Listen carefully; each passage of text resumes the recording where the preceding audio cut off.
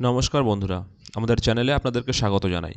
যারা চ্যানেলটিকে প্রথমবার দেখছেন তারা অবশ্যই চ্যানেলটি সাবস্ক্রাইব করে নেবেন এবং বেল আইকনটি দাবিয়ে দেবেন, যাতে চ্যানেলে দেওয়া সকল ভিডিওর প্রথম নোটিফিকেশান আপনাদের কাছে পৌঁছে যায়।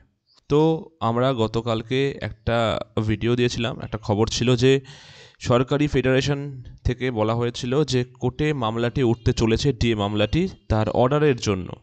একটা ভালো নিউজ ছিল, বাট আলটিমেটলি আমরা দেখলাম যে গতকালকে এবং আজকে যে লিস্ট, তাতে স্পেশাল যে বেঞ্চ গঠন করা হয়েছে, তাতে কিন্তু কোনো রকম ডিএ মামলার কোনো উল্লেখ নেই। তো বাংলার সরকারি কর্মীদের অপেক্ষার শেষ কিন্তু হতে চাইছে না। আর মাত্র কয়েকটা দিন পরেই 2025 সাল শেষ হয়ে যাবে, কিন্তু এখনও অবধি 5th পে কমিশনের আওতায় বাংলার সরকারি কর্মীদের ডিএ মামলার রায় হয়নি। কবে হবে সেই নিয়ে প্রশ্ন উঠছে বারবার। এর মধ্যেই চলে এলো খারাপ খবর। সুপ্রিম কোর্টে ঝুলে রয়েছে পশ্চিমবঙ্গ ডিএ মামলা, আর এদিকে পশ্চিমবঙ্গের লক্ষ লক্ষ কর্মরত এবং সরকারি পেনশনভোগীদের অপেক্ষা যেন শেষ হওয়ার নামই নিচ্ছে না। রাজ্যকে আগেই ডিএর 25% মিটিয়ে দেওয়ার জন্য নির্দেশ দিয়েছিল শীর্ষ আদালত। এজন্য 6 সপ্তাহ সময়ও দেওয়া হয়েছিল, কিন্তু ওই সময়সীমার মধ্যে রাজ্য সরকারি কর্মীদের ডিএ দিতে পারেনি রাজ্য সরকার। আদালতের কাছ থেকে আরও 6 মাস সময় চাওয়া হয়।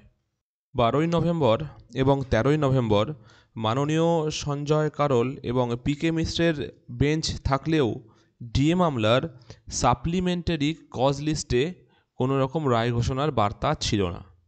ফলে এই মুহূর্তে রায় কবে হবে তা বলা আর সম্ভব হচ্ছে না। এর ফলে নতুন করে বাংলার ডিএ মামলা বিষবাও জলে চলে গেল। কবে হবে এই চূড়ান্ত শুনানি, এর উত্তর জানা নেই কারোর। অপরদিকে এ নিয়ে মানুষ নানা মন্তব্য করছেন। একজন লিখেছেন, আপনাদের লড়াইকে সম্মান জানিয়েই বলছি যে জাজদ্বয়ের ডিএ মামলার রায় দেবার কথা, খুব সম্ভবত রায় দেবার আগেই তারা অবসর নেবেন। আবার নতুন ওই বেঞ্চ বা টেবিল গঠন হবে, তারপর তারা বলবেন যে এই মামলার ব্যাপারে তো আমরা কিছুই জানি না, আবার নতুন করে শুনানি হোক। এ বিষয়ে আরও একজনের মত, এই রায় ভোটের পরে বেরোবে, তার আগে কখনোই নয়। এটা সম্পূর্ণ পলিটিক্যাল খেলা চলছে। তবে যাই হোক, এই মুহূর্তে দাঁড়িয়ে এটাই বলা চলে যে ডিএ মামলার রায় কবে হবে এই মুহূর্তে আর কেউ বলতে পারছে না। অতএব আমাদের কাছে অপেক্ষা করা ছাড়া আর কোনো দ্বিতীয় গতি নেই। দেখা যাক এই মামলার রায়টি কবে হয়। তো আজকে এই খবরটি এই পর্যন্তই। ধন্যবাদ।